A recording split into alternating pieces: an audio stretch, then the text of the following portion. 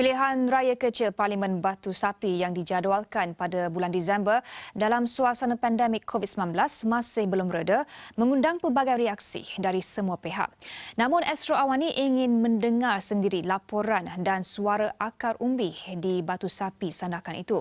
Untuk perkembangan lanjut, kita terus saja bersama Radi Muslim, Wakil Astro Awani Sabah. Radi, apa yang diinginkan sebenarnya oleh pengundi Parlimen Batu Sapi dalam situasi pandemik yang masih belum reda?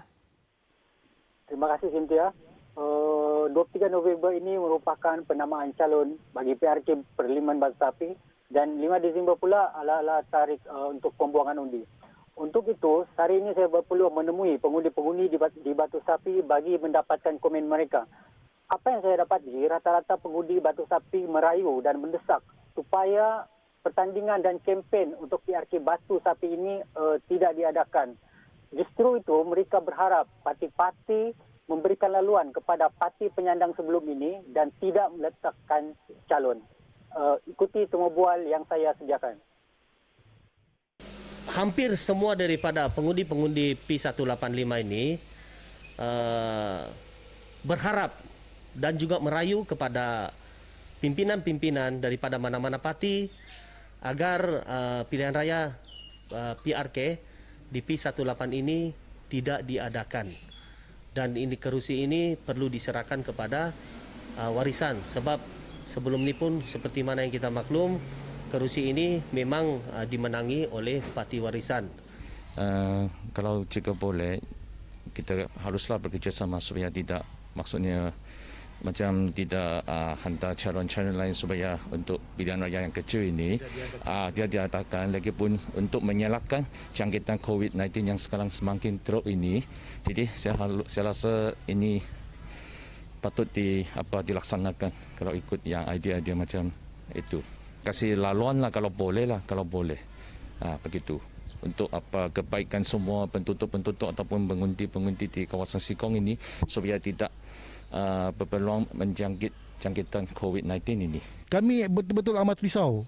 Kami ada anak-anak kecil, ada perniagaan yang terjejas, kan? Kami ada kehidupan harian kami untuk menguruskan kehidupan keluarga kami. Jadi bila ada berlakunya lagi pilihan raya kecil ini, kita dengar kerisauan kita tu makin timbul, kan? Sebagai pengundi Batu Sapi, saya rasa risau. Betul itu hak saya sebagai pengundi, tapi kerisauan kita pun kita tidak boleh nafikan. Memandangkan kes begitu tinggi, kan, lengkungan untuk kes ni drop, kita tidak nampak.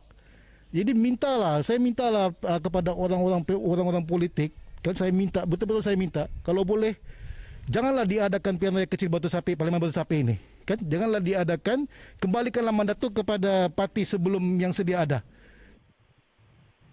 Baiklah. Itu saya dapat laporkan dari Sendakan kembali kepada rakan tugas di studio. Radi, itu apa yang dimahukan oleh pengundi di Batu Sapi, penduduk di Batu Sapi. Tetapi apakah pula yang dimahukan, yang ditunjukkan oleh parti politik di sana? Adakah berdasarkan tinjauan Radi, adakah sudah ada unsur berkempen di kalangan ahli-ahli politik dan parti politik?